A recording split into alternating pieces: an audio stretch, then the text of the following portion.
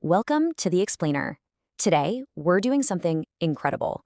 We are decoding the actual DNA of modern achievement. We're unpacking Napoleon Hill's legendary 1937 masterpiece, Think and Grow Rich. And look, this isn't just some boring history lesson. We are taking a deep dive into the literal architecture of success. We're going to explore the 13 distinct principles that built massive empires and influenced generations of the world's absolute top entrepreneurs. It's the ultimate question, right? What actually separates highly successful people from everyone else? I mean, is it just some rare inborn talent? Is it sheer dumb luck? Or maybe an elite education? We've all pondered this, but the secret, the real secret distilled in this foundational text, it lies entirely in the power of thought. That's it. Whatever the mind can conceive and believe, it can achieve. You've probably heard that before, but it is the absolute core thesis of this entire book. It's so simple, yet incredibly profound. This single sentence has been the guiding light for literally millions of high achievers. It tells us that the genesis of all wealth, every massive innovation, all monumental success, it all starts as a quiet, invisible spark right inside the human mind. Okay, let's break this down into phases. Phase 1 is the foundation, cultivating your mindset. Every great achievement begins with desire. But listen, we aren't talking about just a casual wish here. It has to be a burning obsession. Take Edwin C. Barnes, for example. He didn't just kind of want to work with Thomas Edison, he demanded it of himself. He made it a magnificent obsession until he literally partnered with the great inventor. No way he was taking no for an answer. And that ambition, it's instantly paired with faith. Faith is that uncanny ability to believe in your success way before you see a single shred of physical evidence. It's about pushing past massive doubt because you entirely 100% trust your vision. So how do we actually cement those beliefs? Well, it's called autosuggestion.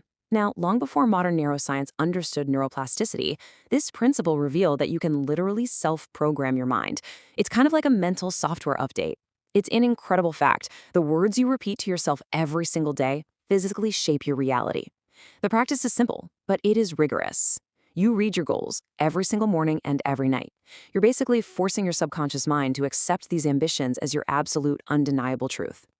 Moving right along to phase 2, execution. This is all about turning those ideas into reality. Let's rapid fire through the next 3 principles. First up, specialized knowledge. Henry Ford famously proved that you absolutely don't need to know everything, you just need to organize experts who do, right? Knowledge is only power when it's actively applied. Next is imagination. This is the true workshop of the mind, where every major innovation starts with that simple, powerful question, what if? And finally, organized planning. You gotta create a detailed action plan, but, and this is crucial, take imperfect action. Don't sit around waiting for perfect conditions. Start right now, today, and just adjust as you go. Which brings us to principle 7, decision. And wow, there is a stark contrast here between the successful and the unsuccessful. High achievers make decisions super fast, and they change them very, very slowly. Unsuccessful people, they do the exact opposite. Actually, it's almost tragic. They make decisions painfully slowly and change their minds constantly. And why is that? Because indecision breeds paralysis and fear, while rapid action, well, that creates immediate clarity and accelerates your learning like nothing else. Now we hit phase 3, resilience. We're talking about the power of persistence. Principle 8 tells us that persistence transforms temporary defeat into lasting success. Consider Thomas Edison again for a second. The guy faced 10,000 temporary defeats before perfecting the incandescent light bulb. I mean, imagine quitting after attempts number 9,999. The harsh reality is that most people quit just one single step away from striking gold. Persistence is very often the one singular difference separating total failure from ultimate lasting victory. But hey, you don't have to persist in a vacuum all by yourself. Principle 9 is the mastermind. Andrew Carnegie, the absolute titan of industry, attributed his massive fortune entirely to his mastermind, a group of incredibly intelligent, ambitious people working in total harmony. When talented minds collaborate, weak ideas become strong ideas become totally unstoppable, and opportunities just multiply exponentially. You know the saying, right? You are the direct product of your environment. It's totally true. This leads us to phase 4, the mind, tapping into the unseen forces. Okay, let's uncover how these 3 kind of abstract principles interconnect. First, transmutation. The most successful individuals out there, they channel their rawest, most powerful physical and emotional energies straight into creativity and pure ambition. Next is the subconscious mind. It's basically always listening in the background. Feed it negativity, and it builds limits. But feed it purpose, it creates endless possibilities. Finally, the brain. It functions as a literal broadcasting and receiving station for ideas. You have to train it daily, because the frequency of your thoughts literally dictates the reality you attract into your life.